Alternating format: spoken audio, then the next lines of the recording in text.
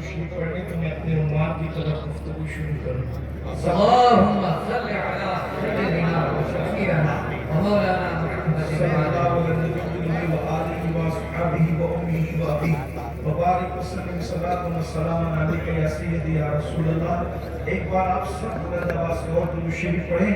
صلی اللہ علیہ وآلہ وصحبہ وبارک وسلم صلاۃ و سلام علیک یا جد الحسن والحسین. آپ عدد اللہ کو پسند ہے ایک بار پھر سب مل کر 3 بار درود شریف ہو جائیں گے. اللہم صلی علی سیدنا ومولانا محمد وعلی آلہ الکرام وصحبہ الکریم وامتہ الکریمہ یا اکرم الاکرمین وبارک وسلم صلاۃ و سلام علیک یا سیدی یا جد الحسن والحسین. اپنے اپنی گفتگو کو آگے بڑھاتا ہوں جہاں سے میں نے چھوڑا تھا. میں یہ عرض کر رہا تھا کہ اللہ تبارک و تعالیٰ کو جوانی بہت پسند ہے. اس لیے اللہ رب العزت نے خاص طور پہ فرمایا ثم لتسألن یومئذ عن النعیم کہ قیامت کے دن ان سے اللہ نعیم کے بارے میں پوچھے گا. مفسرین اس طرف گئے ہیں اس مختلف اقوال کو بیان کرتے ہوئے کہ نعیم سے مراد یہاں جوانی بھی ہے. اللہ خاص طور پر قیامت کے دن تمہاری جوانی سے متعلق تم سے پوچھے گا. جوانی کے دن کیسے گزارے, جوانی کی راتیں کیسے گزاری, جوانی میں کام کیا کیے. اب تھوڑی دیر کے لیے ذرا تصور کریں. اللہ اکبر, جب وہ دانا وہ قادر و قیوم جس کی بارگاہ میں انبیاء بھی نفسی نفسی کہہ رہے ہوں گے, سید الانبیاء کے سوا ہر نبی کی زبان پر نفسی نفسی ہوگا. جب وہ ہم سے ہماری جوانی کے بارے میں سوال کرے گا تو ہم اللہ کو کیا جواب دیں گے. ذرا تصور میں لائیے اپنی راتیں ہم کہاں گزارتے ہیں, اپنے دن ہم کہاں گزارتے ہیں, ہم لقمہ کون سا کھاتے ہیں, ہم گفتگو کیا کرتے ہیں. ذرا تھوڑی دیر کے لیے غور کیجیے. اللہ پاک ارشاد فرماتا ہے بہت سارے لوگوں کے دل و دماغ کے اندر یہ خبر ہے ارے مولانا اللہ تو رحیم و کریم ہے وہ ہمیں بخش دے گا. بے شک اللہ رحیم و کریم ہے, خدا کے رحیم و کریم ہونے میں شک کیا ہے, مگر وہی اللہ قہار و جبار بھی ہے. وہ ارشاد فرماتا ہے ایحسب الانسان ان یترک سدی, کہ انسان یہ تصور کرتا ہے اللہ اس سے حساب نہیں لے گا, ضرور حساب لے گا. ارشاد فرماتا ہے فمن یعمل مثقال ذرۃ خیرا یرہ ومن یعمل مثقال ذرۃ شر یرہ. ایک ذرے کے برابر اگر تم نے نیکی کی ہوگی, ذرے کے برابر نیکی کی ہوگی اللہ اس کو بھی دکھائے گا. ذرے کے برابر جرم کیا ہوگا اللہ اس کو بھی دکھائے گا. ذرہ اس کو کہتے ذرہ, اس لیے ذرہ برابر بھی نیکی کرنے کا موقع ملے تو چھوڑو مت. کیوں؟ کیونکہ اللہ تو ذرہ برابر نیکی کا بھی صلہ دینے کا وعدہ کر رہا ہے. اور اس کا اعلان ان اللہ لا یخلف المیعاد, اللہ اپنے وعدے کے خلاف نہیں کرتا. ایک مرتبہ ام المومنین سیدہ عائشہ صدیقہ کے دروازے پر ایک فقیر کھڑا تھا. ام المومنین نے اس کو کھجور کا آدھا ٹکڑا دیا, پوری کھجور بھی نہ دے سکی, آدھا ٹکڑا دیا. تو لوگوں نے پوچھا امی جان آپ نے آدھی کھجور دی ہے کیا اس کا بھی صلہ ملے گا؟ فرماتی ہے کیوں نہیں ملے گا, کیونکہ ارشاد ہوتا ہے فمن یعمل مثقال ذرۃ خیرا یرہ, ذرے برابر بھی کوئی نیکی کرے اللہ اس کا بھی صلہ دے گا. یہ کھجور ایک ذرہ نہیں ہے, اس میں تو کروڑوں ذرات کا مجموعہ ہے. جو ذرے کا صلہ دے گا وہ آدھی کھجور کا صلہ کیوں نہیں دے گا. لیکن دوسری طرف یہ بھی ہے اللہ اکبر ومن یعمل مثقال ذرۃ شر یرہ, اگر ایک ذرے برابر جرم کیا ہوگا, ذرے برابر پاپ کیا ہوگا, اس بارے میں بھی تم سے پوچھا جائے گا, وہ بھی تمہیں بتایا جائے گا. کسی بہت بڑے مفکر نے کہا تھا کسی نیکی کو چھوٹی سمجھ کر کبھی مت چھوڑو کیونکہ قطرے قطرے سے دریا بنتا ہے, اور کسی گناہ کو چھوٹا سمجھ کر مت کرو اس لیے کہ پہاڑوں سے ٹھوکر نہیں لگتی بلکہ چھوٹے چھوٹے پتھروں سے ٹھوکر لگتی ہے. ہو سکتا ہے چھوٹے گناہ کی وجہ سے ہی ہماری پکڑ ہو جائے.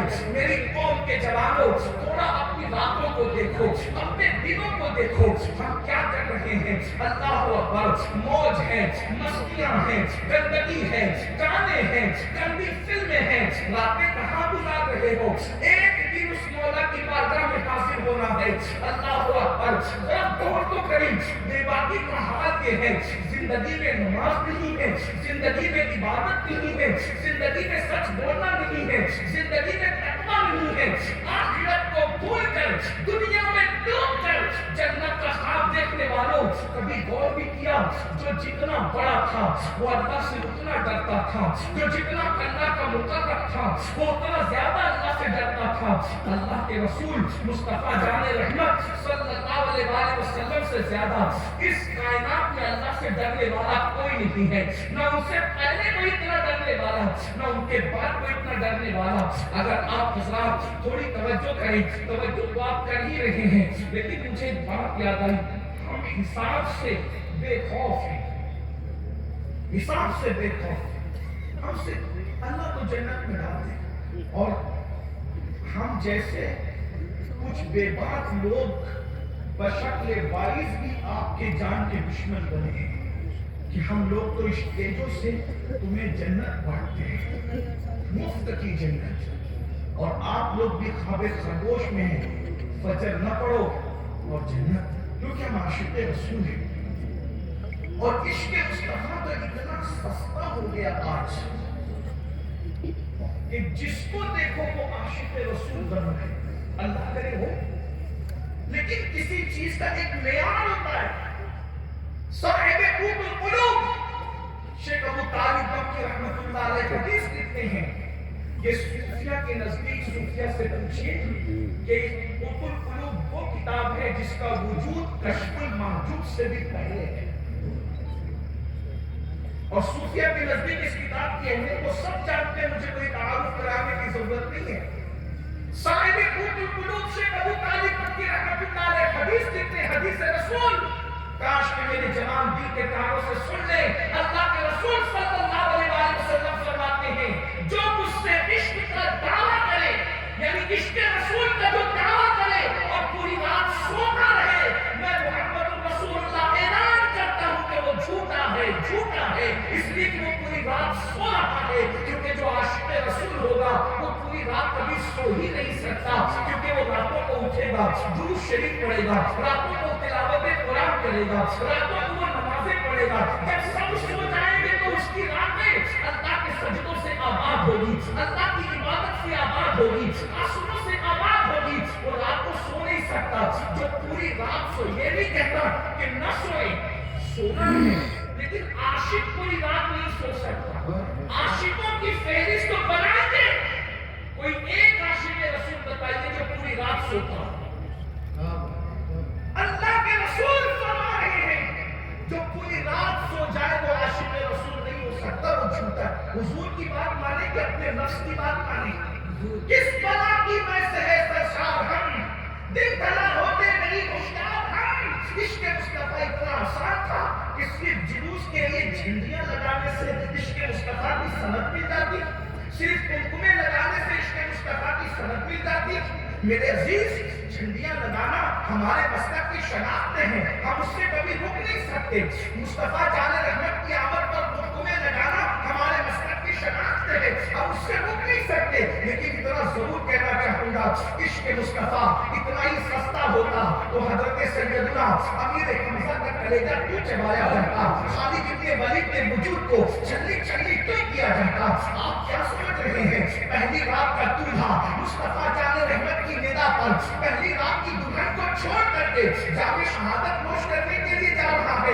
اور عاشق کا مقام تو دیکھیں, عاشق کے لیے قانون بدل دیے جاتے ہیں, عاشق کے لیے قانون. یہاں آپ جانتے ہیں علماء بھی موجود ہیں, اور ہماری خوش نصیبی تو یہ ہے کہ علماء کے ساتھ اس مسلک کا سجادہ موجود ہے جہاں صوفیہ اور علماء عقیدتوں کی نیاز پیش کرنے کے لیے جہاں شیخ المشائخ حضور اشرفی میاں جیسا صوفی کی سرخمیدہ ہے, اور جہاں 108 علوم و فنون کا مالک مجدد کی سرخمیدہ ہے, اس مسلک کا سجادہ نشین ہمارے درمیان موجود ہے. علی کرمانو, کتنے خوش نصیب ہو کہ تم اس کے پڑوس اور جواب میں رہتے ہو, جو بیٹا ہے شاہ برکت اللہ کا, جو بیٹا ہے حمزہ کا, جو اس مسلک کا سجادہ نشین ہے, جس کی گلیوں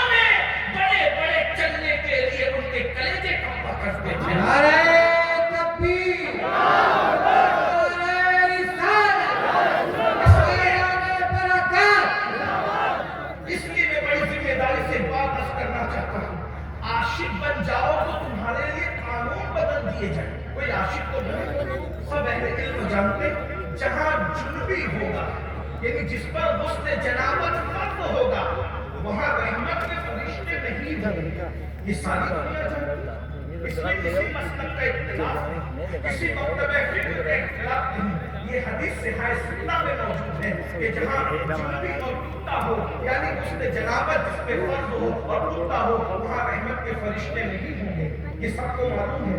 लेकिन अब आशिक का माहौल देखिए, आशिक जहां जुनबी हो वहां फरिश्ते रहमत के नहीं हैं।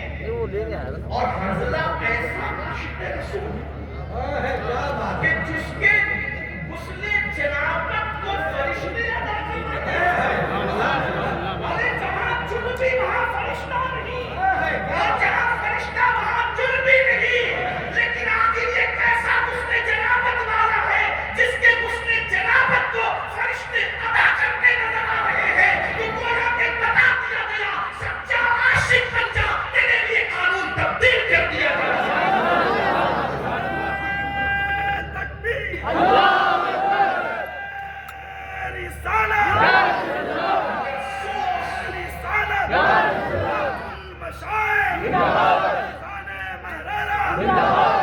मगर अफसोस हमने तो सिर्फ इश्क की बातें की है, हमने इश्क की वादी पे कदम कब रखा है। और एक बात ये भी बता दूं, जो मस्जिद के जीने पे कदम रखने की हिम्मत नहीं करता उसे इश्क के मैदान में कदम रखने का हक किसने दिया? इसलिए कि जो इतना कमजोर हौसले का हो कि जो मस्जिद के जीने पे नहीं आ सकता वो इश्क के रास्ते पे कदम कैसे? हज़रत शाहनियाज़ बेनियाज़ का बड़ा खूबसूरत सा शेर है, बड़े मजे में कहते हैं बुल हवस पाँव न रखियो इस राह के बीच, नफ्स के गुलामों ये तुम्हारा मकाम ही नहीं है। जो नीर कुर्बान नहीं कर सकते यार के लिए उसका काम ही नहीं है। यहाँ तो पहली रात की दुल्हन छोड़ने वालों की जगह है, यहाँ तो अली असगर जैसा शहजादा लुटाने वालों की जगह है, यहाँ तो अली अकबर जैसे शहजादे की जवानी लुटाने वालों की जगह है, यहाँ तो घर में कुर्बा लुटा कर भी यहाँ की तरफ सवालिया निशानों से देखने वालों का मकाम है। बुल हवस पाँव न रखियो इस राह के बीच, पूछे इश्क है ये रह गुजरे आम नहीं, पूछे इश्क है ये रह गुजरे आम नहीं। तो साहिब कुतुब कुलूब हदीस लाए हैं कि अल्लाह के रसूल अलैहि सलाम फरमाते हैं कि जो पूरी रात सोता रहे वो मेरा आशिक नहीं, मैं नहीं कह, मुझे तो कोई हक ही नहीं, इसलिए कि मैं सबसे आखिरी दर्जे के आशिकों में भी मेरा नाम आ जाए तो मेरी मेराज है। लेकिन मेरे भाइयों जरा तवज्जो तो करो ना, अगर हम आशिक रसूल हैं तो हमारे मोबाइल के स्क्रीन पर हीरो की तस्वीर क्यों है? अगर हम आशिक रसूल हैं तो हमारे घरों में इस्लाम क्यों नहीं है? भाई मुल्क में किसी मुल्क में इस्लाम नाफिज करने के लिए बड़ी मुश्किलें हैं, लेकिन आपके घर के बादशाह तो आप खुद हैं, तो आपके घर में इस्लाम क्यों? अगर आप आशिक रसूल है तो घर में इस्लाम नाफिज करने से किस पे होगा? जमीनों पर इस्लाम नाफिज करने से रुकावट है, मुल्कों में इस्लाम नाफिज करने से रुकावट है, घर में इस्लाम नाफिज करने में क्या रुकावट है? क्या हमारे घरों में इस्लाम है? अगर इस्लाम है तो फिर हमारे घर के बच्चे फजर में सो क्यों नहीं? और अगर हमारे घर में बच्चे फजर में सो रहे, मैं अकेला फजर पढ़ता हूँ और मेरी बीवी फजर नहीं पढ़ती तो मेरा फजर पढ़ना मुझे मुकम्मल फायदा नहीं देगा, क्योंकि क़यामत के दिन अल्लाह पूछेगा तू तो फजर में उठा था, बीवी को क्यों नहीं उठाया? और अगर माँ बाप फजर पढ़ते हैं और बच्चे फजर नहीं पढ़ते तो अल्लाह फरमाएगा तुम तो फजर में उठे थे, अपने बच्चों को क्यों उठे? क्योंकि कुल्लुकुम राइन व कुल्लुकुम मसऊल अन रइयतिही, हर शख्स हाकिम है, निगहबान है, जिम्मेदार है, राई है, और हर इंसान से उसके मातहत के बारे में पूछा जाएगा। बेशक आप कहेंगे शफकतें उठाने में कितनी सर्दी है अलीगढ़ में कि हम 6 बजे अपने बच्चे को फजर में कैसे उठाएं? बड़ी माजरत के साथ, अगर आप फजर में नहीं उठाते तो स्कूल जाने के लिए आप कैसे उठा देते हैं? क्योंकि स्कूल नहीं जाएगा तो उसकी दुनिया खराब होगी, उसकी दुनिया संभालने के लिए आप उसको उठा सकते हैं। تو اس کی آخرت سنبھالنے کے لیے نہیں اٹھا سکتے. آپ اسکول بھی پڑھیں گے کیونکہ ہمارا مذہب تو وہ ہے کہ دین اور دنیا کو لوگوں نے تقسیم کیا. ہمارے یہاں تو ساری تعلیم صرف دین ہی دین ہے. ہر علم کے سوتے قرآن سے پھوٹتے ہیں. ہر علم کی دنیا کو قرآن فراہم کرتا ہے. تمام علوم کے سرچشمے قرآن مقدس سے حاصل کیے جاتے ہیں. لیکن میری آپ سے گزارش یہ ہے کہ ہمارے گھر میں اسلام کہاں ہے؟ اگر ہمارے گھر میں اسلام ہے تو ہماری بیٹیاں آدھی آستے کے کپڑے کیوں پہن رہی ہیں؟ اگر ہمارے گھر میں اسلام ہے تو ہماری بچیاں پتلے پتلے اور باریک باریک لباس پہن کر کے گھر کے باہر کیوں جا رہی ہیں؟ ہم تو سیدہ فاطمہ الزہرا کے نام پہ نعرے لگاتے ہیں، لیکن کیا کردار فاطمی بھی ہمارے گھر میں موجود ہے؟ اگر مولانا آ جائے تو ہماری بیٹیاں دوپٹہ اوڑھ لیتی ہے. مولانا دیکھ رہے ہیں تو بیٹیاں دوپٹہ اوڑھتی ہے. مولا دیکھ رہا ہے تو ہمارے گھر کی عورتیں بغیر دوپٹے کے کیسے ہیں؟ ہمیں مولانا کا تو خیال ہے، مولا کا خیال کب کیا جائے گا؟ کیا ہمیں جنت مولانا سے لینا ہے یا مولا سے لینا ہے؟ مولانا دیکھ رہا ہوں، پروفیسر دیکھ رہا ہوں، میں تو حیران ہوں. اگر اپنے جیسا کوئی انسان دیکھے تو ہم اس کے سامنے بڑا لطفہ نہیں کھاتے. اور اللہ ہر وقت دیکھ رہا ہے. کیا کرپشن نہیں کرتے اس کے دیکھتے ہوئے. باپ دیکھ رہا ہو تو سگریٹ نہیں پیتے. اللہ دیکھ رہا ہے پھر بھی زنا کے حدوں تک جاتے. تو اللہ پاک اپنے بندوں سے کچھ شکایت کر رہا ہے. وما قدر اللہ حق قدری، کہ تم نے میری وہ قدر ہی نہیں. آج بہت افسوس کے ساتھ اگر اس آیت کو دل و دماغ میں اتارنے میری قوم کے جوانوں، آپ کہتے ہیں ہماری قدر نہیں کی جاتی، ہماری عزت نہیں کی. جو قوم اپنے رب کی قدر نہ کرے وہ قوم قدر کی نگاہوں سے کب دیکھی جائے گی؟ جو قوم اپنے رب کی قدر نہ کرے، باپ کی قدر ہے، استاد کی قدر ہے، حتیٰ کہ پوائنٹ پولیس کی قدر ہے. اگر پوائنٹ پولیس اگر وہاں پر کھڑا ہو تو بغیر ہیلمٹ کے آپ سگنل سے گزرنے کو تیار نہیں، ان کے چالان کٹ جائے گا اور آپ پر جو پینلٹی لگ جائے گی. سوچے تو صحیح، 2000 بچانے کے لیے آپ ملک کے قانون کے پابند ہو گئے. اپنے آپ کو جہنم سے بچانے کے لیے قدرت کے قانون کی پابندی کب کرو گے؟ اور ورنہ یاد رکھنا میرا اللہ بڑا غجور ہے، وہ رحیم بھی ہے، وہ کریم بھی ہے، مگر غجور بھی ہے. تو میں عرض یہ کرنا چاہتا تھا، جو جتنا اللہ کا قریبی ہوگا وہ اتنا زیادہ اللہ سے ڈرنے والا ہوگا. اس کے دل میں اللہ کا اتنا خوف ہوگا، اللہ کے حوالے سے اس کے دل میں اتنی خشیت ہوگی. سنیے حضور اللہ سے کتنا ڈرتے تھے. ہم نہیں ڈرتے، جو ہمیں ڈرنے کا حق ہے. ہم تو جنت میں ٹھیکیدار آرام سے بیٹھے ہوئے، ہم جنت میں. حالانکہ قرآن کہہ چکا ان الابرار لفی نعیم وان الفجار لفی جحیم. نیکوں کے لیے جنت ہے، مجرموں کے لیے جہنم ہے. بھائی کتنی تعمیرات کرو گے؟ تعمیل پر کیا دین سے نکل جاؤ گے باہر؟ قرآن کہتا ہے فسق و فجور کرو گے تو جہنم کے لیے تیار ہو جاؤ. حضور سید المعصومین ہو کر اللہ کو جواب دینے سے ڈرتے ہیں. حالانکہ قیامت کے دن حضور سے کچھ پوچھا نہیں جانا. انہیں مالک جنت بنایا، صاحب کوثر بنایا، ان کے ساتھ وعدہ کیا عسیٰ ان یبعثک ربک مقاما محمودا، ہم آپ کو مقام محمود عطا کریں. لیکن ایک بات یہاں پر میں آپ کی توجہ کو مبذول کراؤں، مقام محمود کا وعدہ کرنے سے پہلے محبوب کو بھی ایک بات کہی. اللہ تعالیٰ محبوب سے کہتا ہے وَمِنَ اللَّيْلِ فَتَهَجَّدْ بِهِ نَافِلَةً لَكَ. اس سے عبادت کی اہمیت بتا. جس کے چہرے کو دیکھنا اتنی بڑی عبادت ہے کہ جس کا چہرہ انسان کو صحابی بنا دیتا ہے، اس کو کہا جا رہا ہے وَمِنَ اللَّيْلِ فَتَهَجَّدْ بِهِ نَافِلَةً لَكَ. اے حبیب رات کے وقت آپ تہجد کو ادا کریں کہ انعام کیا ملے گا؟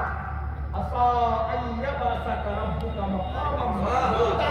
تاکہ اللہ نعرہ تکبیر، نعرہ رسالت. سبحان اللہ. محبوب اللہ نے بغیر عبادت کے محبوب کو یوں ہی سب کچھ دیا. اتنا اعطیناک الکوثر ساری قسمتوں کو عطا کی. لیکن یہاں لیے کہ محبوب کو مقام محمود دینے سے پہلے کہا آپ رات کو تہجد ادا کریں، اسی لیے امت پر تہجد کی نماز نفل ہے اور اللہ کے رسول علیہ السلام پر تہجد فرض تھی، حضور پر تہجد، اس سے اس کا بھی اضافہ ہوتا ہے۔ جو کہتے ہیں کہ ہم اللہ تک پہنچ گئے اب ہمیں عبادت کی ضرورت نہیں ہے، ان کو پتا ہونا چاہیے جو جتنا پہنچا ہوا ہوگا اس کو اتنا زیادہ عبادت کی ضرورت ہوگی، جو جتنا مقرب ہوگا، اس لیے کہ سب بندے ہیں ان پر 5 وقت کی ہے اور جو بندے خاص ہے اس پر 6 وقت کی ہے۔ پتا چلا جو جتنا خاص ہوتا ہے اس کو اتنا زیادہ باریابی کا شرف عطا کیا جاتا ہے، اس کو زیادہ باریابی کا شرف عطا کیا جاتا ہے۔ رسول علیہ السلام کی بات چل رہی تھی، ایک روایت کو میں اپنے الفاظ کے جامع میں پیش کروں، دل کی کانوں سے سنو۔ روایت کیا تھا اس لیے پیش کی جا رہی ہے۔ اسلام کا ابتدائی دور ہے مدینہ المنورہ، ابھی اللہ کے رسول صلی اللہ علیہ وسلم اور حضور کے اصحاب مدینہ منورہ آئے ہیں اور حالات اتنے دیگرگون ہیں کہ صحابہ کرام کو کئی دن تک کے کھانا میسر نہیں ہے۔ یہ بھی تاریخ اسلام کی کہ جن کے صدقے میں اب پوری امت کھا رہی ہے، ان لوگوں نے اپنی زندگی کو بہت مشقت میں گزارا، حتیٰ کہ انہیں رات کے وقت کھانا بھی نصیب ہوتا تھا اور وہ پانی پی کر کے زندگی گزارا۔ اور حضور کے گھر کا حال تو اور بھی الگ انداز کا تھا، نرالے انداز کا تھا کہ ام المومنین کہتی ہے ایک چاند طلوع ہو کر کے غروب ہو جاتا اور پورا مہینہ حضور کے گھر میں چولہا نہیں جلتا، پھر دوسرا مہینہ آتا اور وہ بھی گزر جاتا اور حضور کے گھر میں چولہا نہیں جلتا، اور تیسرا مہینہ بھی آتا اور 3 مہینے ہو جاتے حضور کے گھر میں چولہا نہیں جلتا۔ تو پھر پوچھا کہ گزارا کس پر ہوتا تھا؟ تو ام المومنین کہتی ہے عادت خصلتیں، 2 کالی چیزوں پر ہم گزارا کرتے، وجود اور پانی۔ سبحان اللہ۔ یہاں پر جو لوگ سائنس پڑھتے پڑھاتے ہیں ان کی معلومات میں اضافہ تو نہیں کر سکتے، لیکن اتنا ضرور کہہ سکیں گے، اسی لیے امام اہل سنت سے دیال حضرت سے کسی نے پوچھا کہ پانی کا رنگ کیسا ہے، تو آپ نے سنا کہ پانی کا رنگ کالا ہے، اور دلیل میں انہوں نے یہی حدیث پیش کی کہ پانی کا رنگ کالا ہے، کیونکہ جب اتنی بڑی محققہ، اتنی بڑی فقیہہ حضور کی ڈائریکٹ جسے شاہدہ ہونے کا شرف حاصل ہے، جب انہوں نے پانی کو کالا کہہ دیا تو اسی لیے امام نے جو ہے پانی کو کالے رنگ کا اس حدیث کی روشنی میں پیش ہے۔ بہرحال یہ ایک غلط تحقیقی موضوع ہے، میں اس کو نہیں چھیڑتا، لیکن ام المومنین فرماتی کہ 3 مہینے گزر جاتے اور حضور کے گھر میں چولہا نہیں جلتا، کھجور اور پانی پر گزارا ہوتا۔ ایک دن ایسا ہوا کہ اللہ کے رسول صلی اللہ علیہ وسلم چلچلاتی ہوئی دھوپ میں اپنے گھر سے نکلے اور سیدنا صدیق اور سیدنا فاروق اعظم سے ملاقات ہوئی اور دونوں بزرگ کو حضور سے سامنا ہوا تو حضور علیہ السلام نے ان سے پوچھا کہ یہ چلچلاتی دھوپ میں کدھر گھوم رہے ہو، کدھر جا رہے ہو؟ تو دونوں نے اللہ کے رسول کی بارگاہ میں، کیونکہ جانتے تھے کہ جس کی نگاہ سے خدا کی ذات نہ چھپی اس کی نگاہ سے ہمارے حالات کیا چھپ سکتے ہیں، تو اس کیا کہ یا رسول اللہ گھر میں فاقہ کشی نے اتنا بے چین کیا کہ اب بھوک برداشت نہیں ہوتی، تو سوچا کہ باہر نکلتے ہیں۔ مانگنا تو کسی سے نہیں ہے، یہ ان کی غیرت توحید تھی کہ کسی سے نہیں مانگیں گے، لیکن کوئی چہرے پر بھوک کے آثار دیکھ کر اپنے گھر کا مہمان بنا کر کھانا تو ضرور کھلائے۔ اللہ کے رسول صلی اللہ علیہ وسلم کو دونوں نے عرض کیا تو اللہ کے حبیب علیہ السلام نے بھی فرمایا کہ اچھا بھوک کی وجہ سے باہر ہو، تو انہوں نے پلٹ کر سوال کر دیا ہمارے ماں باپ آپ کے قربان، حضور اس دھوپ کے موقع پر آپ بھی تو باہر نہیں نکلتے، آپ کس ضرورت کے تحت باہر آئے؟ تو آقا کریم علیہ السلام نے فرمایا جس دھوپ نے تمہیں گھر کے باہر کیا اس دھوپ نے آمینہ کے لال کو بھی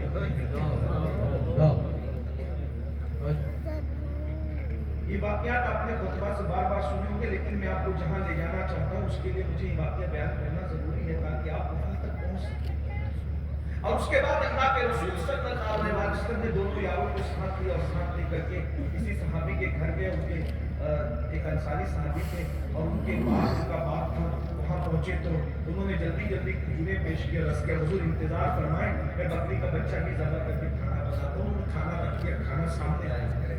जब खाना सामने आया तो उन्होंने कहा हुजूर खाना जो है वो हाजिर है, हुजूर इसको शराब बख्शें, ये खाना हाजिर है। हुजूर अलैहिस्सलाम कभी साहिब खाना को देखते हैं, घर वाले को देखते हैं और कभी खाने को देखते हैं। और उन्होंने कहा हुजूर ये आपके लिए हुजूर कबूल फरमाए। तो हुजूर अलैहिस्सलाम की आंख में आंसू थे। हुजूर ने फरमाया कि खाना देखकर मुझे मेरी बेटी याद आ गई। हसनैन की माता, हसनैन की अम्मी जान, जितने दिन का मैं भूखा हूँ उतने दिन मेरी बेटी भूखी है। जितने दिन से मैंने नहीं खाया उतने दिन से मेरी बेटी ने भी नहीं खाया, और मुझे खाना सामने आते वक्त अपनी बेटी याद आ गई है। अगर आप इजाजत दें तो मैं थोड़ा सा खाना अपनी बेटी के घर भिजवा दूं, ताकि मैं खा रहा हूँ तो मेरे अलावा मेरी बेटी भी खा ले। ये उनकी जिंदगी है जिनको मानना हमारे ईमानियात का हिस्सा है। बारह मेजबान ने उसकी कि मौला बंदा परवर गरीब परवर सब आपका है, आप जो चाहे करें। हुजूर ने खाना भिजवाया, फिर हुजूर ने खाना खाया, और खाना खाने के बाद अब अल्लाह के रसूल अलैहिस्सलाम की कैफियत ये हुई कि रावी बयान करते कि हुजूर की दाढ़ी आंसुओं से तर हो गई, इतना रोए कि आंसुओं से तर हो गई। तो उन्होंने पूछा या रसूल अल्लाह, जब भूखे थे उस वक्त आंख में आंसू नहीं थे, अब खाना खाने के बाद आपकी आंखों में इतने आंसू के दाढ़ी आंसुओं से तर हो गई, हुजूर रोने की वजह क्या है? तो फरमाते हैं ये एक जुमला पढ़ने के लिए मेरी कौम के जवानों, मेरी माँ और बहनों, आप सबकी तवज्जो चाहता हूँ, जरा गौर करें। अल्लाह के रसूल अलैहिस्सलाम व तस्लीम से जब सहाबा ने पूछा या रसूल अल्लाह, पेट में खाना जाने के बाद आंसुओं की इतनी कसरत क्यों है कि दाढ़ी आंसुओं से तर हो गई? तो उस वक्त मेरे आका फरमाते हैं इसलिए आंसू आ गए कि अल्लाह ने कितना लजीज खाना मुझे खिलाया। अगर क़यामत के दिन अल्लाह इस खाने के बारे में मुझसे पूछेगा तो मैं अल्लाह की बारगाह में क्या जवाब दूंगा? ये कौन सोच रहा है? ये सोच किसकी है? जिसको कुरान कहता है वाला सब वक्ती गलत का सदर था, ऐ महबूब आपका रब आपको करीब इतना पता करेगा कि आप राजी हो जाएंगे। जन्नत की कुंजी जिसके हाथ में दी गई है, जिसको जन्नत का मालिक और मुख्तार बनाया है, जिसको कायनात का मालिक और मुख्तार बनाया है, जिसके लिए फरमाया आपको पैदा करना मकसूद न होता तो कायनात को पैदा न करते, आपको पैदा करना मकसूद न होता तो अपनी रुबूबियत का इजहार न करते। अल्लाहु अकबर। जिसके मुखे बददुआ की कसम उठाई जाती है, जिसकी जुल्फे बंदाई की कसम उठाई जाती है, जिसके तबस्सुम की कसम उठाई जाती है, जिसके तकल्लुम की कसम उठाई जाती है, जो चादर ओढ़ ले तो उस अंदाज़े दिल घुमाना की कसम उठाई जाती है, जो चले तो खाके गुजर की कसम उठाई जाती है। अंदाजा फरमाए उस रसूल के कौम पर खशियत का आलम ये है कि एक मरतबा खाना पेट में गया है 3 दिनों के बाद, तो कह रहे हैं इस खाने के बारे में अल्लाह पूछेगा, और हुजूर रो रहे हैं कि मैं क्या जवाब, महबूब रो रहे कि क्या जवाब दूंगा, और हमसे कहा गया मैं तुमसे तुम्हारी जवानी के बारे में पूछूंगा। सोचो तो सही ना, पूरी पूरी रात भूखा खा करके थूकने वालों, मुझे बताओ अल्लाह को जवाब क्या? नरम नरम गद्दों पे लेट करके गंदी फिल्में देखने वालों, अल्लाह को जवाब क्या? और आप इसी तरफ चलते हैं, एक दिन को आएगा जवानी ढल जाएगी, जैसे सूरज को उरूज के बाद ज़वाल है, फूल खिलने के बाद मुरझा जाते हैं, जैसे चांद बदरे कामिल होने के बाद घटना शुरू हो जाता है, वैसे हमें भी जवानी बुढ़ापे में बहुत जल्दी जाएगी। जवानी कहते उसे हैं जो जाने के लिए आती है, और बुढ़ापा कहते उसे हैं जो आने के बाद कभी नहीं जाता बल्कि अपने साथ में ले जाता है। इसको समझिए, इसको समझने की कोशिश कीजिए। जवानी को एंजॉय के नाम पर गुनाहों की तहरीर पर चलाने वालों, एक एक लम्हा गुजर रहा है। अल्लाह के रसूल अलैहिस्सलाम व तस्लीम फरमाते हैं हर आने वाली सुबह हर इंसान से मुखातिब होकर कहती है ये आज जो दिन आया है दोबारा तेरी जिंदगी में कभी नहीं आएगा। कुछ अच्छे अमाल कर लेना, गुनाह मत करना, कुछ अच्छे अमाल कर लेना, गुनाह मत करना, कुछ अच्छे अमाल कर लेना, गुनाह मत करना। اور ایک بات آپ کو بتاؤں گفتگو کو سمیٹتے میرے عزیز، اللہ کو جیسے جوانی پسند ہے ویسے جوانی کی عبادت بھی پسند ہے۔ اور ترغیب و ترہیب ہوئی، اللہ کے رسول علیہ السلام کا یہ فرمان موجود ہے۔ اللہ کے رسول علیہ السلام و تسلیم فرماتے ہیں کہ اللہ تبارک و تعالیٰ فرماتا ہے کہ میرا سب سے محبوب ترین بندہ وہ ہے، سب سے بڑا محبوب اپنی مخلوق میں میرا سب سے بڑا محبوب بندہ وہ ہے جو جوانی میں اپنے آپ کو گناہوں سے بچاتا ہے۔ اس سے بڑا کوئی محبوب نہیں ہے۔ اپنے عام بندوں کے اندر جن کو محبوبیت کا مقام دیا ہے، جو جوانی میں اپنے آپ کو گناہ سے بچا لے، اور یہاں تک فرمایا اللہ تبارک و تعالیٰ ان بندوں پہ ناز کرتا ہے، فرشتوں پہ مباحث فرماتا ہے جو نوجوان اپنے آپ کو گناہوں سے بچاتا ہے۔ اور اللہ فرماتا ہے جس جوان کو میں حسن عطا کروں، خوبصورتی عطا کروں، اور وہ اپنے آپ کو خوبصورتی کے باوجود گناہ سے بچائے جوانی کے اندر، وہ میرا حقیقی بندہ ہے۔ اللہ فرماتے ہیں وہ میرا حقیقی بندہ ہے۔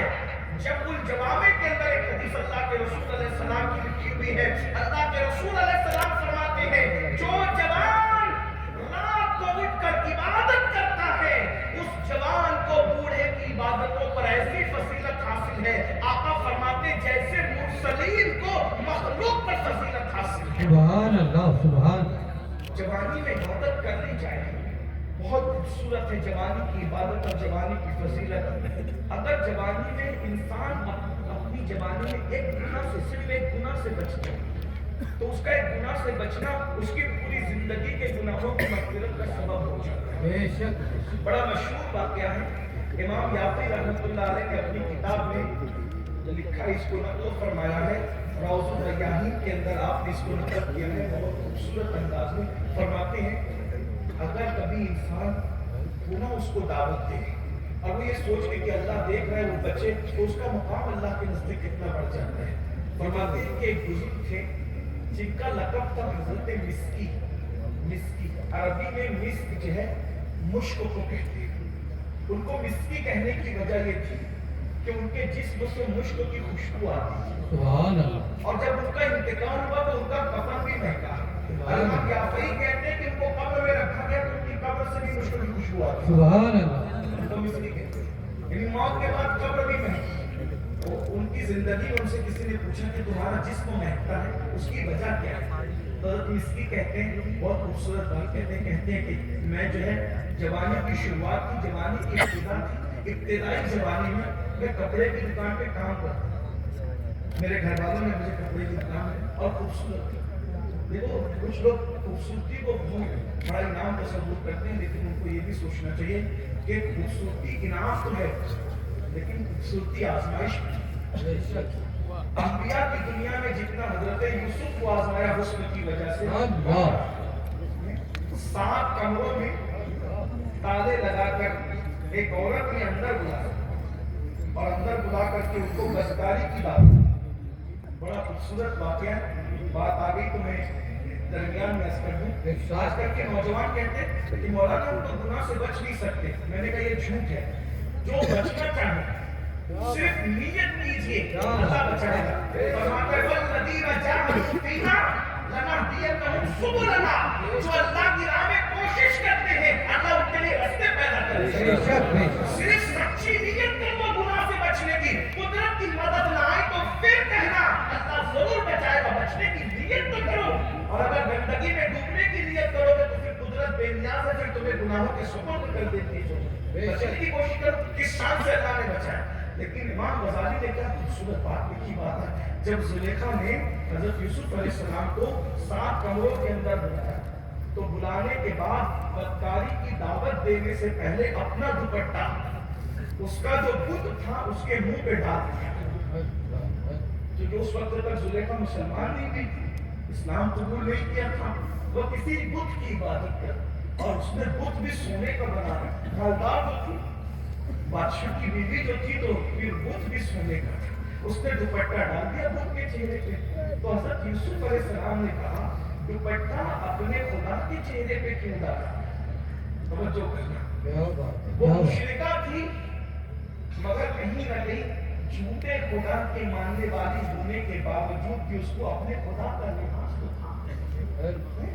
क्या जब पूछा तूने दुपट्टा उसके मुंह पे क्यों डाल दिया, तो उसने कहा यूसुफ बदकारी करना चाहती हूँ, तो खुदा के चेहरे पे दुपट्टा इसलिए डाल दिया कि मेरा खुदा मुझे बदकारी करते वक्त न देखे। बस इतना सुनना था कि हजरत यूसुफ अलैहिस्सलाम बरस गए। हजरत बेदम शवासी ने कहा था राह काबे की मिली मुझको सनम खाने से।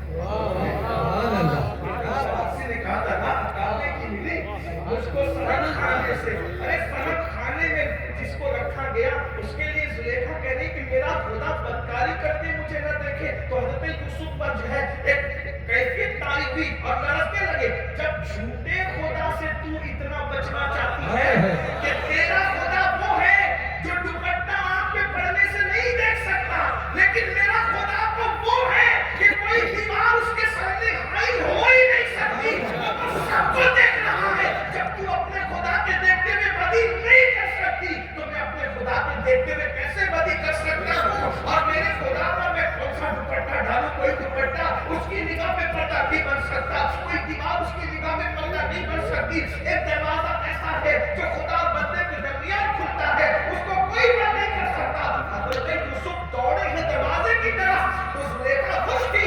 मैंने तो 7 दरवाजों पे ताले लगा दिए, यूसुफ नहीं जा सकते, लेकिन जैसे पहले दरवाजे पे पहुंचे ताला दरवाजा खुल गया। दूसरे दरवाजे पे पहुंचे, इस तरह सारे दरवाजे खुल गए। इमाम गजाली लिखते हैं बंदे अगर तू भी यूसुफ की तरह सच्ची तलब लाएगा तो खुदा तेरे लिए भी ताले तोड़ करके दरवाजा खोल करके मुझे बचा लिया।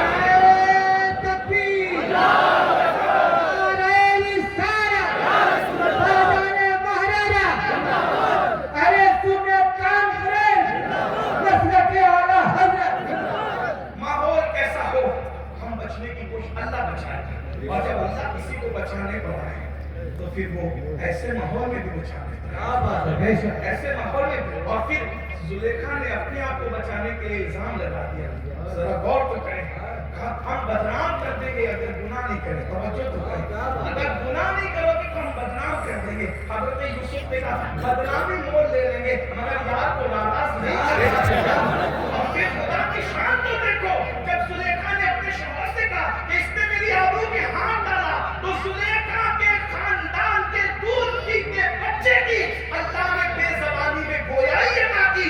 और वो छूने से कहने लगा कि जिसका दामन आगे से चाक है वो कसूरवार है, जिसका दामन पीछे से चाक है वो बेकसूर है। दामन देखा जाए, हजरत यूसुफ का दामन पीछे से चाक था क्योंकि वो पकड़ने के लिए दौड़ी थी। और अल्लाह अकबर। और फिर हजरत यूसुफ की मासूमियत की गूंज मिस्र में आज तक के है।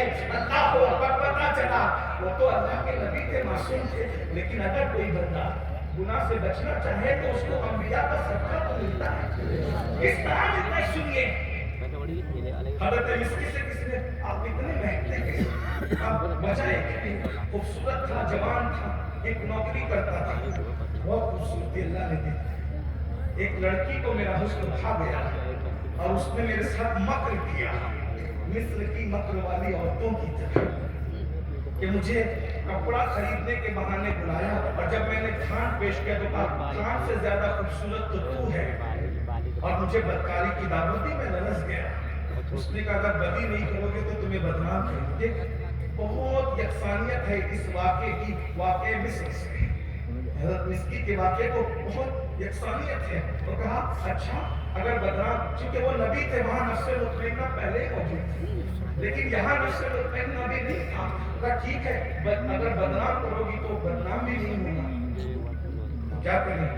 एक तदबीर, अभी कुछ दिमाग नहीं चल रहा है, कहीं बैठे कहाँ, कहीं बैठने तो देगी नहीं। तो कहा अच्छा मुझे हाजत है, मेरे पेट में तकलीफ है, मुझे हाजत है ताकि मैं क़ज़ाए हाजत करूं, बैतुल खला जाऊं। अब वहाँ बैठ के कुछ मौका मिल जाए, करना क्या। अंदर गए तो उसने अच्छा, उसने भी होशियार थी, ऊपर की तरफ से इस पे भेजा बैतुल खला, जहाँ पर बैतुल खला बना हुआ था, वहाँ बैठ के सोचने लगे करें क्या। हज़रत मिस्की कहते मैंने सोचा ये मेरे हुस्न की दीवार है, इसको मुझसे प्यार नहीं है, इसको कि मेरे हुस्न से प्यार है। तो एक काम करते हैं, गुनाह की नबूसत और निजासत, गुनाह की नजासत पाखाने की नजासत से बड़ी है, क्योंकि पाखाने की नजासत तो चंद चिल्लू पानी से धुल सकती है, लेकिन गुनाह की नजासत जो दिल पे लगेगी उसको सात समुंदर का पानी भी धुल नहीं सकता। वो गुनाह की नजासत से बचने के लिए मिस्की ने गंदगी और गलाजत को उठाया और पूरे बदन पे मल लिया, और मल करके आंखें बड़ी करके बाहर आए तो उसने पागल पागल करके जब बदबू जिसको सही तो वो खुद भी भागी और इनको भी छोड़ दिया। ये घर गए, गुस्ल किया और गुस्ल करके शुक्राना अदा किया, अल्लाह तूने मुझे इतने बड़े गुनाह से बचा दिया। बस रोते रोते आंख लगी। इमाम याफई लिखते हैं कि ख्वाब में खूबसूरत वजूद को देखा, उसने कहा तेरा वाकया हजरत यूसुफ के वाकये से कितना मुशाबे है। ऐ जवान, तूने गुनाह से अपने आप को बचाने के लिए गलाजत को अपने बदन पे मल लिया और अल्लाह को तुझ पे प्यार आया तो अल्लाह ने मुझे भेजा ताकि मैं तुझसे मुसाफा करूं, तेरे बदन पे हाथ फेरूं। का वो जवान आया, उसने उससे मुसाफा किया, मेरे बदन पे हाथ फेरा, मुसाफा किया तो हाथ महका, बदन पे हाथ फेरा तो पूरा बदन महका, कपड़े महके। मैंने कहा बुजुर्ग बताए तो आप कौन थे जो मुझे महका रहे हैं? तो कहा कि मैं जिब्रील अमीन हूं, मुझे तेरी आस्तासाई के लिए भेजा है कि तूने अपने आप को कितने बड़े गुनाह से बचाने के लिए तूने गलाजत की भी परवाह नहीं की। इमाम याफई कहते हैं जब वो ख्वाब से बेदार हुए तो भी जिस्म महक रहा था, कपड़े महक रहे थे, और जिस गली से गुजर जाते थे वो गली भी महका करती थी, हत्ता के बाद मिसाल कफन भी महका, कब्र भी महकी। मुसलमानों, ये एक गुनाह से बचने का इनाम है। काश आज मेरी कौम के जवान जो अपनी जिंदगी को गुनाह के नाम कर चुके हैं, जाते जाते इतना कहूं, ये तकरीर सुनकर ये मत समझो कि इस्लाम इंजॉय से मना करता नहीं। इंजॉय की जितनी इजाजत इस्लाम देता है कोई मजहब नहीं देता। अद्दीन युस्र, हमारा दिन आसान है। दूसरे मज़ाहिब में सैर नहीं कर सकते, एक जगह आप बैठने अगर आपको मजहबी बनना है, पहाड़ों में बैठो, गारों में बैठो, अच्छा मत खाओ, अच्छा मत पहनो, आप खड़ाओ पहनो, पूरा कपड़ा नहीं पहन सकते, सर्दी गर्मी में बगैर लिबास के आप कपड़े लपेट कर रहो, ये हाल है। लेकिन अपने मजहब में अच्छा कपड़ा पहनो, अच्छा खाना खाओ। पहाड़ों में खुदा नहीं मिलता, खुदा तो अपने मखलूक की खिदमत करने से मिलता है। इंजॉय देखो, कहते हैं सीधो फिलहाल जमीन की सैर करो, इबरत से लोगों को देखो। बल्कि अपना मजहब तो ये है कि अगर आदमी भूखे को खाना खिलाए तो पहाड़ में बैठकर इबादत करने से जो सवाब नहीं मिलता वो भूखे को खाना खिलाने से मिलता है। किसी को देख के मुस्कुरा दो तो उस पर भी सदके का सवाब मिलता है। सैर करने किसने मना किया? जब नबी सैर करने जा रहे तो उम्मती को सैर करने से किसने मना किया? लेकिन नहीं कहा जा रहा है सैर करने जाओ तो शराब न पीना।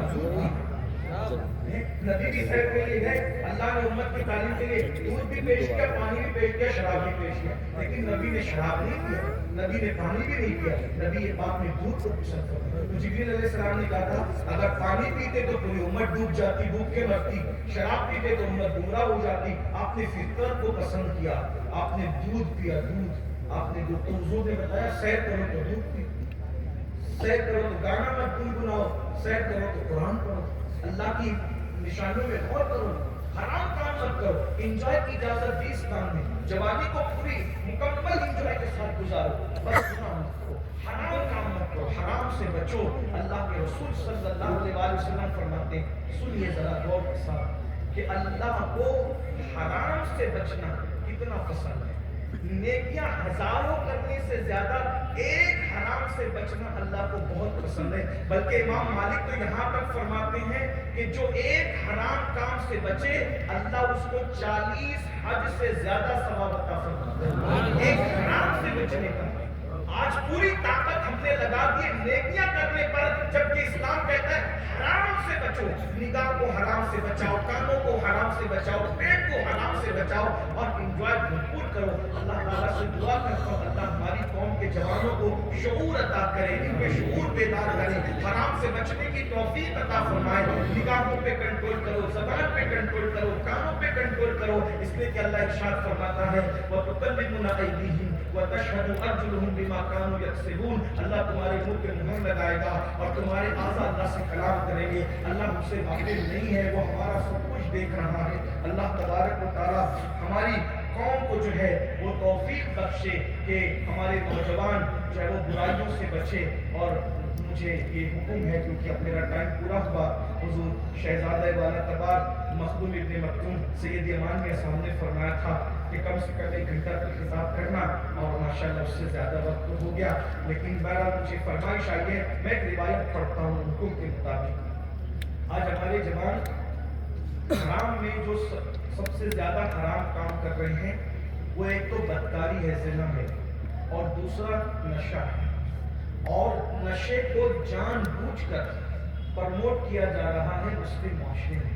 وجہ کیونکہ اچھا جو نشے کو پرموٹ کر رہے ہمارے معاشرے میں وہ ہم سے محبت نہیں کرتے, بلکہ یہ ایک تیر سے 2 شکار ہے کہ تمہارے ٹیلنٹ سے اتنی لوگوں کو اتنا خوف ہے, لوگوں کو اتنا خطرہ ہے کہ وہ جانتے ہیں کہ تم پڑھو گے نا تو تمہارا مقابلہ کوئی نہیں کر سکتا. آپ دیکھیے ہندوستان کو بچانے سے لے کر ایٹمی طاقت عطا کرنے تک کس کی صلاحیتیں ہیں؟ کیا آج تک تاج محل جیسی عمارت کوئی اور تعمیر کر سکا؟ ہندوستان کو ایٹمی طاقت کس نے دی؟ آج جب اپنی ایٹمی طاقت میں فخر کرتے ہیں اپنے ملکوں کو ہم بالکل محفوظ تصور کرتے ہیں. بولو ایٹمی طاقت عطا کرنے والا کلمہ پڑھنے والا تھا کہ نہیں تھا؟ اسے دنیا عبد الکلام کے نام سے جانتی ہے. آپ جانتے ہیں نا, آپ تو جنرل نالج کی بڑی باتیں کرتے ہیں. ہم لوگ بہت زیادہ پڑھ لکھے نہیں ہیں, لیکن یہ بات ہے کہ نہیں ہے. لال قلعے سے سنوارا گیا, تاج محل سے سنوارا گیا. اس کے بعد صرف سنوارا نہیں, بچانے کے لیے سب سے پہلے انگریزوں کے خلاف جس نے جہاد کا فتویٰ دیا دلی کی جامع مسجد میں نماز جمعہ کے بعد, وہ اسی مرد قلندر کو لوگ فضل خیر آبادی کے نام سے جانتے ہیں. انقلاب کا نعرہ کس نے دیا؟ لوگ کہتے ہیں اردو مٹا دیں گے, لیکن انقلاب تو ابھی بھی زندہ ہے. جس جلسے میں لوگ کہتے ہیں کہ اردو مٹا دیں گے, پھر اس میں انقلاب زندہ باد کا نعرہ بھی لگتا ہے. لیکن اردو مٹائی نہیں جا سکتی, یہ ایک الگ بات ہے. میرے بھائیوں ذرا تصور کیجیے, اللہ نے آپ کو صلاحیت بہت دی ہے, اس لیے آپ کی صلاحیت سے لوگ لرزہ بردان ہیں. آپ تاریخ پڑھیے, اگر پڑھے لکھے نوجوان یقیناً ایک پڑھے لکھے شہر میں پڑھے لکھے جوان موجود ہوں گے, آپ کو پتا ہونا چاہیے کہ آپ کے پاس ہندوستان میں اتنی دولت تھی کہ آپ کی دولت کی وجہ سے یہ ملک سونے کی چڑیا کہلاتا تھا. یہاں کے مورخین نے لکھا ہے کہ انگریزوں کی آمد سے پہلے کلکتہ کے ایک ایک مسلمان تاجر کے پاس اتنی دولت تھی کہ اور ملکوں کے شاہی خزانے میں بھی اتنی دولت موجود نہ تھی. اتنے مالدار تھے آپ, تو آپ کی تجارت کا انداز الگ ہے. وجہ سب کی صبح سورج نکلنے کے بعد ہوتی ہے, مسلمان کی صبح سورج نکلنے سے پہلے ہوتی ہے. اس لیے میری گزارش, سب کی شام سورج غروب ہونے پر ہو جاتی ہے, اور ہمارے لیے سونے کا وقت عشاء کی نماز کے بعد ہوتا ہے. سوتے اور قوموں سے پہلے ہیں, سوتے اور قوموں کے بعد ہیں. تو جو زیادہ جگے گا وہ زیادہ ترقی کرے گا. اور ایک بات بتاؤں, اور جگہ پر مذہبی لوگ تاجر نہیں ہیں, لیکن ہمارے یہاں ہمارا نبی بھی تاجر, ہمارے صحابہ بھی تاجر, ہمارے اولیاء, ہمارے مرشد حضور غوث اعظم دستگیر تو اتنے بڑے تاجر تھے کہ ان کا مال تجارت کئی ملکوں میں جاتا تھا. ہمارے یہاں دولت حاصل کرنا کوئی عیب نہیں, بس اتنا عیب وہ ہے دولت غلط طریقے سے کمانا عیب, صحیح طریقے سے کما کے جما کے زکات نہ دینا عیب. اگر کوئی صحیح طریقے سے کماتا ہے جماتا ہے تو مالدار بننا کوئی عیب نہیں ہے. یہ سنت عثمان غنی ہے, یہ سنت عبد الرحمن ابن عوف ہے, یہ سنت سلیمان ہے. اور ایک بات کہہ دوں, رسول اللہ بھی کوئی کم بات چاہتے ہیں, ان کے دور میں ان سے بڑا زمیندار کوئی نہیں تھا. تحقیق کرنا ہے تو کر لیجئے, حضور کی جتنی ذاتی زمین تھی, جتنی زمین حضور کی تھی ذاتی, اتنی زمین کا تو آج آپ تصور نہیں کر سکتے. یہ میں روحانیت کے طور پہ, عقیدت کے طور پہ نہیں کہہ رہا, حقائق کے طور پہ کہہ رہا ہوں. ایک ایک آدمی کو حضور اتنا دے دیتے تھے کہ آپ اس کا تصور نہیں کر سکتے. لوگ دیہاتی لوگ کہتے تھے اگر مالدار بننا ہے تو مسلمان ہو جاؤ, محمد رسول اللہ ایمان بھی دیتے اور مالا مال کر دیتے. تو آج ہمارے معاشرے میں نشے کو پرموٹ کیا جائے, اور نشہ وہ ہے میرے بھائی جو آپ کے حکم پر ایک روایت پڑھنا چاہتا ہوں کہ آپ کے بچے پڑھ نہ سکے, آپ پڑھ نہ سکے, آپ تجارت نہ کر سکے, آپ تعلیم پہ توجہ نہ دے سکے. جو خود نشے میں دکھ پڑا رہے گا, اپنی بہن کی اس کو فکر نہیں دی تو دوسروں کی بیٹیوں کی وہ کیا فکر کرے گا, ہے نا. اس لیے نوجوانوں کو ایک نشانہ بنا, مارے بھی मरो भी पैसा तुम्हारा, इंस्टॉलमेंट पर मरो नशा करते हैं। इसलिए कि नशा इंसान को इंस्टॉलमेंट पर तबाह करता है। और इतना समझते हैं नशा सिर्फ जान नहीं लेता, नशा तो इंसान का ईमान भी लेता है। अब उसको सुनिए, हजरत इब्न हजर मक्की ने भी लिखा, इमाम इब्नुल जौजी ने भी लिखा, इमाम गजाली ने भी लिखा। एक बहुत बड़ा बनी इसराइल का आबिद था, इबादत गुजार। शोर पे तवज्जो न करें, इधर देखें। अगर चेहरा अहम है तो ये चेहरा अहम है, और गुफ्तगू अहम है तो रसूलुल्लाह की गुफ्तगू अहम है। ज़बान मेरी है, मैं हुजूर अलैहिस्सलाम का फरमान बयान। बनी इसराइल में बहुत बड़ा आबिद था, उसका नाम था बरसीसा। बरसीसा उसका नाम था, स्वाद से बरसीसा उसका नाम था। वो इतना बड़ा आबिद था कि उसके 60,000 शागिर्द थे। शागिर्द तो बहुत थे, लेकिन 60,000 शागिर्द थे जो उसकी रियासत और मुजाहिदे की वजह से हवा में उड़ते थे। अगर हम हवा में उड़ने की बात गरीब नवाज की करें तो लोगों को यूं लगता है कि ये कहानी किससे है, लेकिन ये तो रिवायत है। मैंने हवाले 3 पढ़ दी, आप उसकी तरफ रुजू करें तो और भी मिल जाएंगे आपको। तो वो लोग बड़ी ये हुजूर अलैहिस्सलाम की हदीस है जो मैं बतौर मफ़हूम पढ़ रहा हूँ। बतौर मफ़हूम इसलिए हम पढ़ते हैं कि कहीं अपनी तरफ से इजाफा हो जाए तो हुजूर की तरफ कोई झूठ मंसूब ना हो, इसलिए मैं बतौर मफ़हूम पढ़ रहा हूँ। एहतियात का तकाजा तो यही है कि हमारी ज़बान का और हदीस रसूल वो सुखन है जिसमें सुखन न हो, बयान है जिसका बयान नहीं। वो गुल है लबहाए नाजुक उनके, हजार झड़ते हैं फूल जिनसे, गुलाब गुलशन में देखे बुलबुल, ये देख गुलशन गुलाब पूरा गुलशन सिमट आता है। मुस्तफ़ा जाने रहमत के लबों से ऐसे फूल झड़ते हैं। तो जल्दी जल्दी बात पूरी कर रहा हूँ, टाइम ज़्यादा हो रहा है। और हमें इंशाअल्लाह हुजूर खानदान बरक़ात की आबरू, अमीन तरीक़त, अमीन शरीयत, अमीन क़ादरियत, अमीन अहले सुन्नत, हम सब सुन्नियों की रीढ़ की हड्डी, जिसकी शफ़क़तें हमें नई जान अता करती हैं, जिसके चेहरे की ज़ियारत हमारे लिए आबे हयात का दर्जा रखती है। इंशाअल्लाह हम अपने मुर्शिद के कुछ खिताबात और कुछ उनकी नसीहतें भी सुनेंगे। और मैं तो आपको कहता हूँ ये लम्हे जिंदगी में बार बार आया नहीं करते, इसलिए चराग से करीब रह करके महरूम न रहना, दरिया के करीब रह के महरूम न रहना। जितना फायदा उठा सकते उठा लो। एक जिस दिन इनको जान जाओगे उस दिन पछताओगे कि हम दरिया के करीब रहकर कैसे रहे। इसलिए अगर आप में के बहुत सारे ऐसे मेरे नौजवान भाई हैं कि जो किसी से मुरीद नहीं हुए, तो उनके लिए सुनहरी मौका है, हजरत से मुरीद हो, हजरत से मुरीद। इसलिए कि हमारे बुजुर्गों से हमने सुना है कि इस वक्त हिंदुस्तान की जमीन पर चंद चेहरे ऐसे हैं जो पीर होने का हक रखते हैं। हाँ, उनमें सरे फहरिस्त जिनका नाम लिया जा सकता है वो हुजूर अमीन मिल्लत की। मैं अल्लाह को गवाह बना कर कहता हूँ, मेरी तबीयत में कोई चापलूसी नहीं। लोग मुझसे इसीलिए झगड़ते रहते हैं कि लोग मुझे 20-25 साल वाले कोर्स में बुलाते, तो मैं कहता हूँ कि मैं नहीं आ सकूंगा, क्योंकि आप बुलाओगे तो कहोगे कि मेरे अब्बा जी करामत बयान करो, और मैं उन्हें जानता हूँ कि वो कर्जा लेकर के भागे थे और वहीं उनका इंतकाल हुआ था, तो मैं मखलूस की करामत कैसे बयान करूं? तो लोग मुझसे नाराज रहते हैं, हम नहीं बयान करते। लेकिन ये क्योंकि हमें अल्लाह को वो दिखाना है, मगर आपको सच्चाई की तरफ मशवरा भी तो देना है, क्योंकि आप मैदान में खड़े, खुदा ने हमें छत पे खड़ा किया है, तो मैदान में खड़े रहने वालों को जो नजर आता है छत पे खड़े रहने वालों को उससे ज्यादा नजर आता है। हम यहाँ छत पे खड़े तो हम जान रहे हैं कि हुजूर अमीन मिल्लत क्या है, हालांकि मुकम्मल हकीकत हमें भी पता नहीं है, लेकिन हमने तो जितना सुना है ना बुजुर्गों से। आप समझते क्या है? महारेरा को समझते क्या? जिस दिन महारेरा को समझ जाओगे पता चलेगा बड़े बड़े वो जो किसी को नहीं मानते थे महारेरा मुतारा आकर सरेंडर हुए हैं। आप क्या समझते हैं महारेरा को? और ये बात याद रखना, महारेरा आकर किसी ने महारेरा की अजमत नहीं बढ़ाई है, क्योंकि महारेरा इतना बड़ा है कि उसकी अजमत को हम नहीं बढ़ा सकते। जो महारेरा से वाबस्ता हुआ है उसने अपने आप को बुलंद किया है। नारे तकबीर, नारे रिसालत। खानदान नबुव्वत को कौन बढ़ा सकता है? तारीफ के मोहताज नहीं आले मोहम्मद, फूलों को कभी की तरह लगाया नहीं जाता। हम इसकी खुशबू में क्या हुजूर ताजुल फहूल हो। महारेरा आने से पहले वो मौलवी अब्दुल कादिर थे।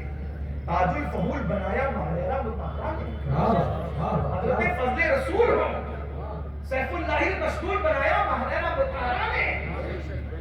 25 سال 24 سال کی جو بھی عمر میں وہ بریلی شریف کا جو جوان عالم اور فاضل آیا تھا، وہ عالم و فاضل بن کر آئے تھے، اعلیٰ حضرت بنایا مہریرہ مطہرہ۔ 6 مہینے کا بچہ گود میں دیا، اسے مفتی اعظم بنایا ہے مہریرہ مطہرہ۔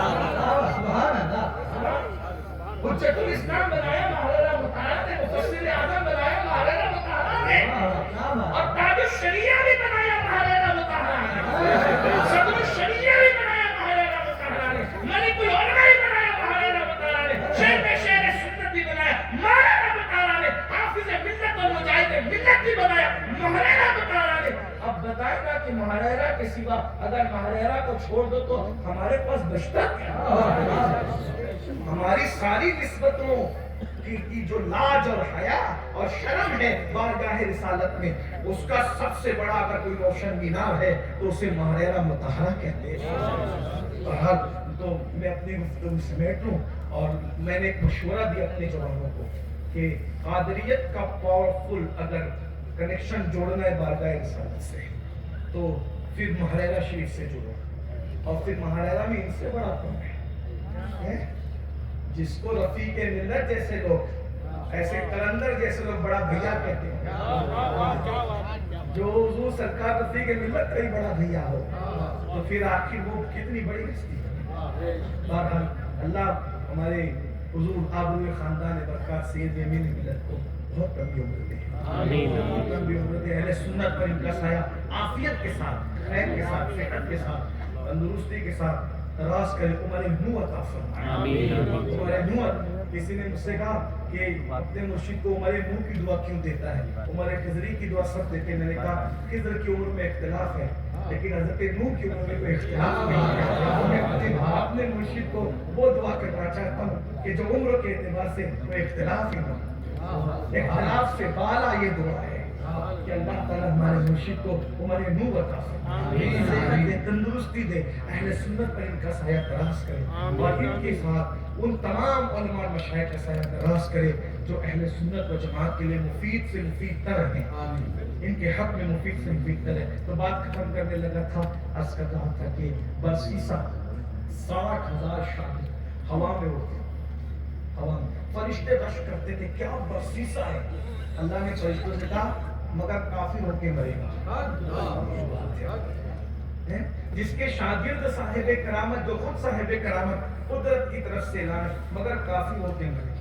اس کا مطلب یاد رکھنا، اگر خوب عبادت کی توفیق ہو گھمنڈ نہیں کرنا، عزتیں ملے گھمنڈ نہیں، اس سے ڈرتے رہنا، پتہ نہیں اس علیم و خبیر اور خفیہ تدبیر کرنے والے کے علم میں میرے لیے پتہ نہیں کیا لکھا ہے۔ کبھی کبھی کسی کو اتنا بلند کرتے کہ فرشتے جس کو جنت میں جھولا جھلائیں اور پھر اس کے بعد اٹھا کے پھینک بھی دیا جائے، اور کسی کی پوری زندگی میخانے میں گزرتی ہے اور اس کو توبہ کی توفیق دے کر بشر حفیظ بنا دیتے ہیں۔ ذرا غور تو کیجیے، کسی کو اس میں آدم سکھاتے ہیں بلم و باور کی شکل میں، اور اس کے بعد چھین کے اس کی زبان کتے کی طرح لٹکا دیتے ہیں اور اس کو برباد کر دیا جاتا ہے، اور کسی کو پوری زندگی جنگل میں ڈکیتی کرتے ہوئے گزارتے ہیں اور توبہ کی توفیق دے کر کے خدای لیتے آیا۔ اس لیے کوئی گھمنڈ مت کرو جب تک کہ یہ دونوں قدم جنت میں پہنچ نہ جائے، کوئی گھمنڈ نہ، کوئی عبادت پہ ناز نہیں، تقوی پہ ناز نہیں، علم پہ ناز نہیں، حسن پہ کسی چیز پہ ناز ہو تو محمد رسول اللہ کی نسبت پہ۔ اللہ ہمارا اس سے بڑا کوئی تعارف ہی نہیں ہے کہ ہم محمد رسول اللہ کے غلام، جاوی جیسی ہستی کہتے ہیں، کیا مزے میں کہتے ہیں، بصدق و صفا گشت بیچارہ جانی غلام غلامان آلے محمد۔ اپنا تعارف یہ ہے کہ ہم حضور کے غلام ہیں، حضور کے غلاموں کے غلام ہیں، اس سے بڑی کیا نسبت ہے؟ ہم ہیں ان کے، وہ ہیں تیرے، تو ہوئے ہم تیرے، اس سے بڑھ کر تیری سمت اور وسیلہ کیا؟ زاہد ان کا، میں گناہگار، وہ میرے شافع، اتنی نسبت مجھے کیا کم ہے؟ تو سمجھا کیا؟ تو کب برسیسہ کافروں کی مدد، کافروں کی مدد، حیرت تھی، قدرت کی طرف سے اعلان تھا. پھر کیا ہوا؟ برسیسا کی عبادتوں کی چرچے. شیطان کو ایک نظر نہ بھایا. شیطان انسان کی شکل میں برسیسا کے گھر آیا اور گھر آنے کے بعد اس کو کہا کہ مجھے بھی اپنے شاگردوں میں شامل کر. برسیسا نے کہا اے اجنبی مسافر, اب میری خانقاہ میں کوئی جگہ نہیں تاکہ میں کسی کو اپنا شاگرد بناؤں. اچھا ایک رات رکوں؟ ایک رات رک سکتے ہو. شیطان نے یہ نماز شروع کی اور پوری رات کھڑا رہا, پورا دن کھڑا رہا. یعنی اس نے ایسی عبادت کی کہ برسیسا حیران رہ گیا. جب اس نے نماز مکمل کی تو برسیسا نے کہا او نمازی بھائی, ایسی لذت والی نماز تو میں کبھی پڑھ نہ سکا, کیونکہ میں تو بہت چھوٹی پڑھتا ہوں, کیونکہ کھانے کی طلب ہوتی ہے, سونے کی طلب ہوتی ہے, سستی بھی ہوتی ہے. اور مجھے کوئی سستی نہیں, مجھے کوئی غفلت ہی نہیں, مجھے کوئی کمزوری نہیں. اس نے کہا ایسے مزے کی عبادت بے گناہ لوگوں سے نہیں ہوتی. دیکھو شیطان جب آتا ہے نا تو جیسے کو اس انداز میں بہکاتا ہے اور پتہ بھی نہیں چلتا ہے. کہا ایسی عبادت لذت والی بے گناہ اور زاہدوں کو نصیب نہیں. یہ عبادت میں لذت مجھے کیوں آتی ہے کہ مجھ سے گناہ ہو گیا تھا. جب وہ گناہ مجھے یاد آتا ہے تو اس کی پشیمانی اور شرمندگی میں عبادت میں کھڑا ہوتا ہوں تو کھانا پینا سونا سب بھول جاتا ہوں. تو اگر ایک گناہ کر لو تو ندامت سے عبادت میں مزہ بہت آتا ہے. دیکھو گناہ ہو جائے یہ فطری تقاضا ہے, لیکن گناہ کرنے سے خدا کے غضب کو چیلنج کرنا ہے. اس نے جان بوجھ کے کبھی گناہ نہیں کرنا. ہو جائے تو انسانی تقاضا فوراً توبہ کرنا. اس کو شیطان نے بلگلایا عابد بن کر, ایک گناہ کرو اس کی ندامت میں مزہ آئے گا عبادت. چلو بھائی اگر عبادت میں لذت آتی ہے, مزہ آتا ہے, تو ہم گناہ کرنے تیار ہیں. کیا کرنا بتاؤ؟ کا زنا کرو. نہیں یہ تو نہیں ہوگا, یہ بہت بڑا گناہ ہے, یہ اتنا بڑا نہیں ہوگا. وہ کہا کسی کا مرڈر کرو, کسی کو قتل کر دو. کہ اس کے بارے میں بھی ہے کہ جنت کی خوشبو سے میں کسی کو قتل نہیں کرتا. ایک انسان کو قتل کرنا سارے انسان کو قتل کرنے کے برابر ہے. کافی چھوٹا بتاتا ہوں کیا کا ایک گھٹ شراب کا پینا, نشہ کرنا. اس نے کہا یہ چھوٹا ہے, یہ دونوں کے زنا اور قتل کے مقابلے میں چھوٹا ہے. تو کہا یہ ملے گا کہاں شراب؟ تو اس نے بتایا ادھر جنگل میں ایک عورت شراب بیچتی ہے اور وہاں ظالم نے بٹھایا بھی خوبصورت عورت کو. وہ شراب لینے اپنی خانقاہ چھوڑ کر جو لوگوں سے ملنے باہر نہیں آ پایا, اتنا متقی پرہیزگار تھا, آج وہ شراب لینے باہر جا رہا ہے. فرشتوں کی چیخیں نکلی یہ بھی ہوگا, کہا دیکھو کیا یہ اللہ کی خفیہ تدبیر ہے. وہ وہاں پہنچا, ایک گھٹ شراب کا پیا, ایسی لذت آئی, تو دوسرا کٹورا مانگا, تیسرا مانگا, اور شراب کے نشے میں دھت ہو گیا. تو وہ خوبصورت عورت سامنے کھڑی تھی, اس سے بدکاری کی. اس کا شوہر آیا پوچھنے تو اس کو قتل کیا. ادھر بدکاری بھی کیوں؟ دیکھو شراب ام الخبائث, نشہ ام الخبائث. جس سے نفرت کر رہا تھا نشے میں دونوں کر رہا ہے, قتل بھی اور بدکاری بھی. اور ادھر شیطان انسان بن کے بادشاہ کے پاس گیا اور بادشاہ کے پاس جا کر برسیسا کا کیا حال ہے؟ وہ تو آبرو ہے بڑا, ہمارے پوری بستی کی آبرو ہے, ہمارے پوری بستی کے لیے اعزاز ہے. اس کے تقوی کی قسم کھائی جاتی ہے, پرہیزگاری تو اس کا کوئی ہم پلہ نہیں ہے. اس کے 60,000 شاگرد ہواؤں میں پرواز کرتے ہیں. کہا چلو دیکھو کیا کر رہا ہے. وہ لے کر کے گیا تو دیکھا کہ وہ قتل ہوا ایک بندہ پڑا ہے اور ایک عورت زنا کی دعوے دار کھڑی کہ میرے ساتھ بدکاری. اب قاضی کیا مقدمہ دائر کیا گیا, ایسے مکار کی سزا کیا ہے جو قاتل بھی ہے, شرابی بھی ہے, زانی بھی ہے. تو کہا پہلے اس کو کوڑے لگاؤ اور کوڑے لگا کر پھر اس کو قتل کر دو, پھانسی پہ چڑھا دو. کوڑے مارے, جب پھانسی پر آیا تو شیطان پھر آ کر کے کہتا ہے دیکھ سچی بات کہوں کہ تیرے گھر جو پہلی بار آیا تھا شاگرد بننے کا مقصد لے کر وہ میں ہی تھا, نماز پڑھی تھی تیرے سامنے وہ بھی میں ہی تھا, تجھے گناہ کی ترغیب دلائی میں ہی تھا, اس کی جھوپڑے تک لے گیا میں ہی تھا, زنا کروایا میں ہی تھا, شراب پلوایا میں ہی تھا, قتل کروایا, اور یہاں آ کر کے چگلی کی وہ بھی میں, سب میں نے کیا ہے.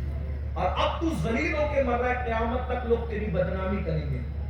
ایک کام بتاؤں, اگر تو اس وقت تو بچ جائے تو توبہ کر لے گا, پھر اتنا متقی بن جانا کہ یہ سارا داغ دھل جائے گا, تو مرے گا تو متقی ہو کے مرے گا. میں تجھے بچا سکتا ہوں, کوئی نہیں بچا سکتا. کہا کیسے؟ کہ ایک سجدہ مجھے کر. دیکھ لے نشہ کہاں تک لے جا رہا ہے. کہ ایک سجدہ مجھے کر, میں تجھے بچا لوں گا. پھر تو توبہ کر لینا اور نیک ہو کے مرنا. اس نے کہا سجدہ کیسے کر سکتا ہوں, پورا رسی سے بندھا ہوا ہوں. تو کہا سر کے اشارے سے کر لے, میں قبول کر لوں گا. اس نے بچنے کے لیے سر کا اشارہ شیطان کی طرف کر کے سجدہ کیا. ہنس کے کہتا ہے اب تک تو گنہگار تھا, فاسق تھا, اب تو سجدہ کر کے کافر بھی ہو گیا. پہلے تیرا تقویٰ چھینا, اب تیرا ایمان چھینا. اچھا میں چلتا ہوں, اب تو کفر پہ مرے گا. اور برسیسا کفر پہ مرا. یعنی ایک نشہ اس کو زنا تک لے گیا, قتل تک لے گیا, کفر تک لے گیا. میرے بھائیوں, اس نشے کی طرف جا رہے ہو, خدا کے لیے توبہ کرو, آؤ اسلام کے دامن کی طرف آؤ, نشے سے بچو اللہ تعالیٰ. اور ایسے دوستوں کی صحبت میں بیٹھنے سے بھی بچو جو تمہیں نشے کی طرف لے جاتے ہیں, کیونکہ گناہ کی طرف لے جانے والا کبھی دوست نہیں ہو سکتا, اس سے بڑا تمہارا کوئی دشمن نہیں ہے. اللہ میری قوم کو دین متین کی طرف پلٹنے کی توفیق عطا فرمائے, رجوع کرنے کی توفیق عطا فرمائے. نشائی کرنا ہے تو عشق رسول کا نشہ کرو, یہاں بھی کامیاب وہاں بھی کامیاب. اور دعا دے جاتا ہوں, خدا تمہیں کسی طوفان سے آشنا کر دے, خدا تجھے کسی طوفان سے آشنا کر دے کہ تیری بہت کی موجوں میں اضطراب نہیں. گفتگو کے درمیان اگر کوئی غلطی کو اللہ معاف کر دے. استغفر اللہ ربی من کل ذنب واتوب الیہ وما علینا الا البلاغ. اب آپ حضرت کی دعائیہ کلمات سنیں گے, لیکن میں حضرت سے عرض کرتا ہوں کہ حضور, ہم یہ جو بیٹھے ہوئے ہیں ان تمام حضرات کو جو ہمیں سے قادریت کی نسبت حاصل کرنا چاہتے ہیں, قادریت کی, پہلے حضرت آپ کو سلسلے میں داخل کر لیں, پھر اس کے بعد حضرت نصیحت فرما دیں. جو لوگ مرید ہیں اگر وہ طالب ہونا چاہیں تو بھی جو وہ طالب ہونے کا شرف حاصل کر سکتے ہیں. اگر یہ محفل انٹرنیٹ پر نشر ہو رہی ہے تو جو جہاں ہے دنیا بھر میں, وہ انٹرنیٹ کے ذریعے سے بھی اگر حضرت جیسا پڑھیں گے تو قادری سلسلے میں داخل ہو سکتے ہیں. مرید ہونے کے لیے کپڑا پکڑنا ضروری نہیں ہے, اگر آپ دل سے پڑھتے ہیں نیت سے تو بھی آپ مرید ہو جاتے ہیں. تو میں ناظم صاحب سے معذرت چاہتا ہوں, تو وقت مختصر ہے تو حضرت کو ڈائریکٹ پہلے ہم مائک دے دو, بعد میں دستار کریں. نعرہ تکبیر, کوئی نہیں اٹھنا ہے, کسی نے نہیں اٹھنا ہے, کوئی نہیں, سب بیٹھے ہیں. نعرہ تکبیر, نعرہ رسالت, خاندان برکات, سیدی امین ملت, سیدی امین ملت.